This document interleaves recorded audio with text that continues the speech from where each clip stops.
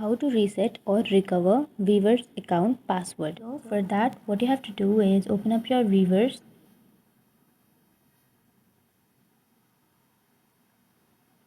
and then after opening the app, you will have an option which says join or login on the bottom of your screen. Tap on that, and here you have to tap on forget your password.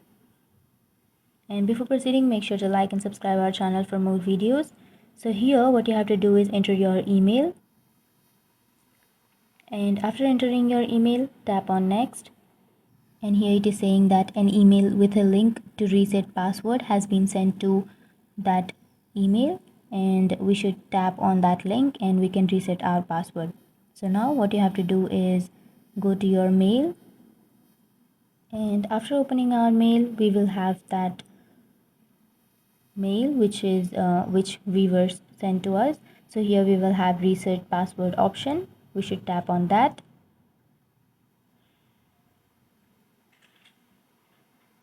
and after that, from here we can create a new password. So enter a new password, and then on the bottom side we should again re-enter the password to confirm it.